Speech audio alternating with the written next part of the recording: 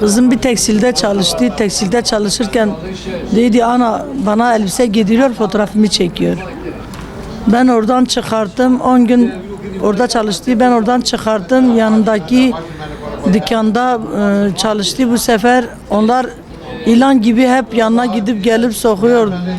Kandırdılar. Kimliği orada çalışırken kimliği götürmüştü. HDP'ye kaydetmişti. Haberim yoktu. O gittikten sonra öğrendim. HDP onu kaydetmişti. Daha göndermek için kayıt yapmıştı. Sonradan kızım bana dedi ana ben gidersem sen ağlayacaksın. Ben de zannettim ki kızım diye hani ana evlensem gidersem sen ağlıysan ben dedim kızım nasıl ağlamıyorum. Sonradan kızımı beynini kandırdılar. Kızımı gönderdiler. Gittikten 5 senedir hiçbir haber almamışız. Sonradan HDP binasına gittim. Dedi dur gençlik kollarıyla görüşeyim hele içinde var yok. He beni oyaladılar. 1-2 hafta oyaladılar. Hiç daha gitmedim. Nereye gittim faydasız diye söylemediler bizim yanımızdadır. Sonradan 5 sene gitti. Ben sonradan bir YouTube'da bir görüntüsü gördüm. Görüntüsünden sonra bir hafta geçti. BDP bizim eve geldi. Senin kızın yaşıyor. Haberin olsun. Songül demiş ki git annemgile söyle beni merak etmesin. Ben yaşıyorum. BDP elemanları iyi olduğunu söylediler. Dedim demek ki BDP göndermiş gerçekten. BDP göndermese BDP nereden geliyor? Benim kızım sağdır, yaşıyor, nerededir? Dedim yaşıyorsa bana bir telefon alsın, sesini dinletirsin, bileyim sağdır.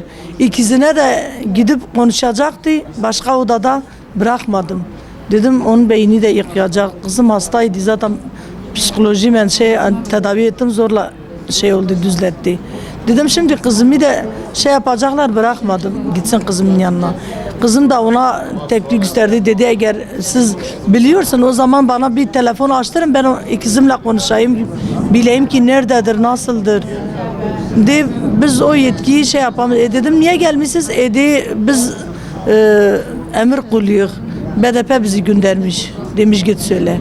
Çağrıda bulmam Songül kızım sen neredesin? Bak bütün çocuklar oldu kaç kişi geliyor. Devlete teslim oluyor. Sen de gel kızım neredeysen sen de gel sesini bir duyur bize. Ben sağım neredeyim? Yani bir sesini duyurayım. Bir sesini duyayım. Neredesin? Sen de kaç gel devlete teslim ol. Devlet bizim anamızdır, babamızdır, bizim devletimizdir. Yani size hiçbir zararı yoktur. Bize de zararı yoktur. Devlet bize sahip çıkıyor. O çakallar sizi kandırıyor. Fare gibi dağlardan dağlara deliklere sokuyor. Silah sizin elinize vermiş. Hani sen dedin ana beni kaydet ben okuyorum tekrar başlıyorum okuyorum. Bırakmadın senin kaydını yapayım. Sen kimlikli yayınladım. O kimlikle götürdü şeylere verdi bu BDP'ciler götürdü başkasına verdi üstünde bomba yakalandı. Kimliğiyle beraber Songül'ün kimliğiyle beraber. Kimliği götürdü kullandılar.